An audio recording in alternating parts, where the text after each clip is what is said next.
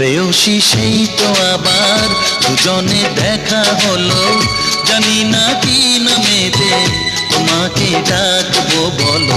ষোড়শী কাছে এসো, বলো না সাথে চলো, জানি না কি নামেতে তোমাকে ডাকবো বলো।